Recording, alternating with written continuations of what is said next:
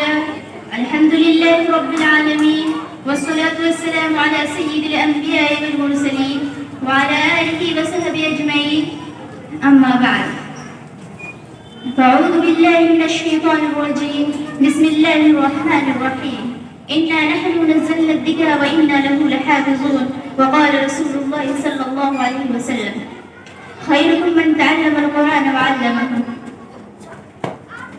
عجب نہیں کہ بدلتے اسے نگاہ تیری عجب نہیں کہ بدلتے اسے نگاہ تیری بلا رہی ہے تجھے ممکنات کی دنیا.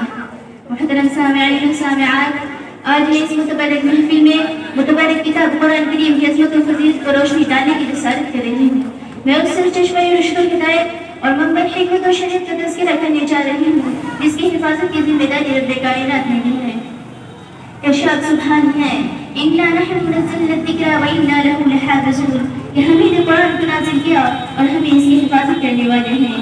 امید کرتی ہوں کہ آپ حضرات بغور سماعت فرمائیں گے. اللہ تعالیٰ ہمیں ہمیں قرآن کی معرفت عطا فرمائیں.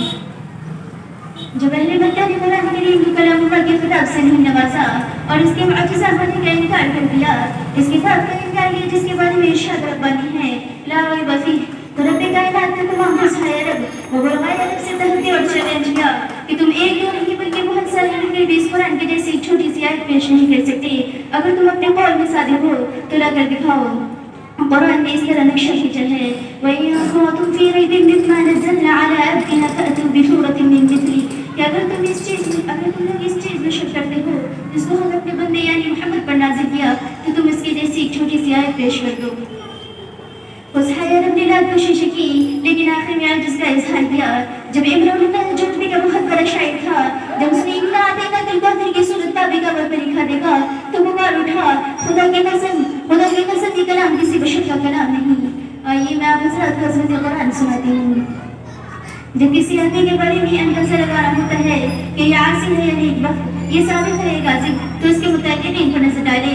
اگر وہ صحیح تو وہ شخص بھی صحیح، اگر اس کے متعلق مت ہے تو وہ شخص بھی مت ہے. ایسے ہی جب ہم قرآن کریم کی فضیلت پر نظر ڈالیں، اگر قرآن کریم کی عظمت پر نظر ڈالیں، اگر قرآن کریم کی عظمت پر نظر ڈالیں، اگر قرآن کریم کی رفعت پر نظر ڈالیں تو اس سے پہلے ہم قرآن کریم کے متعلقین پر نظر ڈالتے ہیں اور دیکھتے ہیں تو سب سے پہلے تعلق نظر آتا ہے رب کائنات جو مصدر قرآن ہے، جو خالق جہان ہے، جو مالک الرحمن ہے، صاحب ایمان پر بڑا مہربان ہے. یہی ہمارا ایمان ہے. جو اس کا منکر ہے وہ شیطان ہے. کلام الملوک ملوک الکلام کہ بادشاہوں کا کلام کلاموں کا بادشاہ ہوتا ہے. لہذا پتہ چلا کہ قرآن سب سے اعلیٰ ہے، قرآن سب سے ارفع ہے، قرآن کو دوسری کتابوں پر فضیلت حاصل ہے. آئیے اور آگے چلے تو قرآن کا دوسرا تعلق نظر آتا ہے لوح محفوظ جو ایک تختی ہے جو عرش کے اوپر ہے. غور کریے جو عرش کے اوپر ہو، جس کی رفعت میں کسی کو کیا شک ہو سکتا ہے، جس کی فضیلت میں کسی کو کیا شک ہو سکتا ہے، جس کی عظمت میں کسی کو کیا شک ہو سکتا ہے، جس کی علویت میں کسی کو کیا شک ہو سکتا ہے. آنے والے شیخ کے لیے آنے والے مقام تجویز کیا گیا وہ لوح محفوظ ہے. آئیے اور متعلقین کو نظر ڈالتے ہیں تو قرآن کا تیسرا تعلق نظر آتا ہے لیلۃ القدر جو ایک تختی ہے. اس لیے کہ لوح محفوظ سے قرآن کا آسمانی دنیا بڑی سی رات کو لایا گیا. یہاں پر نہ جبرائیل واسطہ ہے، یہاں پر نہ اسرائیل واسطہ ہے، یہاں پر نہ میکائیل واسطہ ہے، نہ اسرائیل واسطہ ہے. ایسی رات کا انتخاب کیا گیا جس کے بارے میں خود قرآن کریم کہتا ہے لیلۃ القدر خیر من الف شہر، یہ رات 1000 مہینوں سے بہتر ہے. لہذا معلوم ہوا کہ قرآن کریم کی زمانے کے اعتبار سے بھی فضیلت حاصل ہے. یہ رات رمضان کے مہینے میں آتی ہے، مہینہ بھی مبارک، رات بھی مبارک. آئیے اور آگے چلے. قرآن کا چوتھا تعلق ہے حضرت جبرائیل جو سید الملائکہ ہے، جس کو تمام فرشتوں پر فوقیت حاصل ہے، جس کو قرآن نے رسول کریم خطاب کیا، ذو القوت والا عرش کے مالک کے پاس درجہ پانے والا کہا، جس کے بارے میں قرآن کریم نے کہا ذی قوت عند ذی العرش مکین، سب کا مانا ہوا وہاں کا معتبر کہا.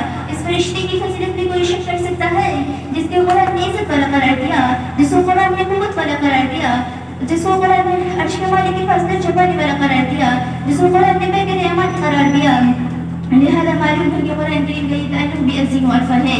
اس سے قرآن کی عظمت ہوا کہ فاضلہ ذرا شم کی طرح آیا ہے.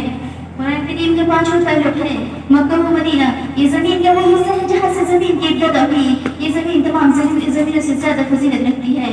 جس جگہ پر جن کو جدا کرنا حرام ہے یہ جگہ دار الامن ہے. قرآن کریم کے 6 تعلیم ہے قلب ماہ رسالت، وہ قلب جس کو بچپن میں آپ زمزم سے 4 مرتبہ دھویا گیا، زمزم سے جس کو بچپن میں دھویا گیا، زمزم سے جس کو 3 سال کی عمر میں دھویا گیا، زمزم سے جس کو قادریہ میں دھویا گیا، زمزم سے جس کو معراج کے وقت دھویا گیا.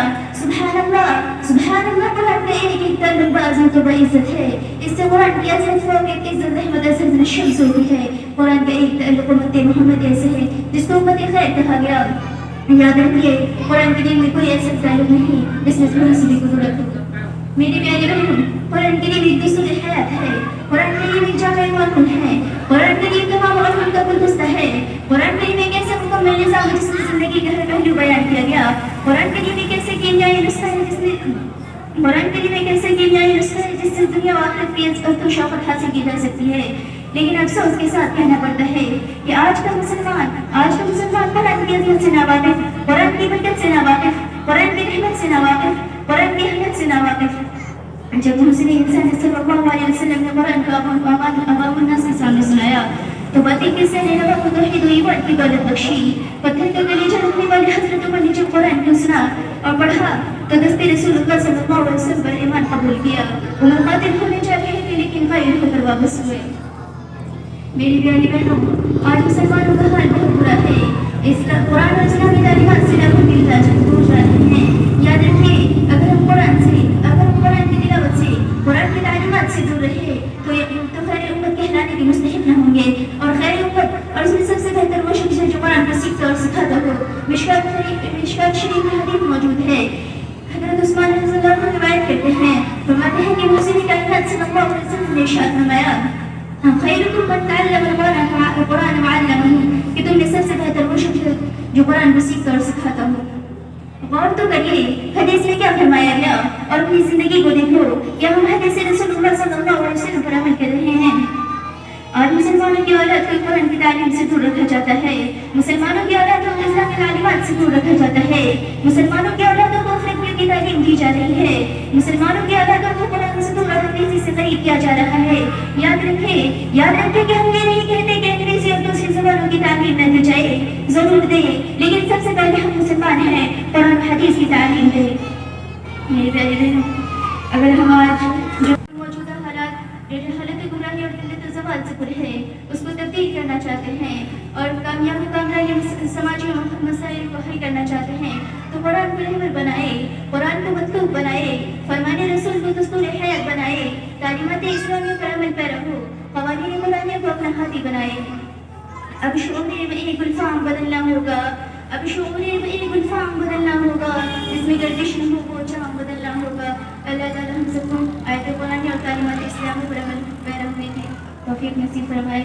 آمین. واخر دعوانا الحمدللہ.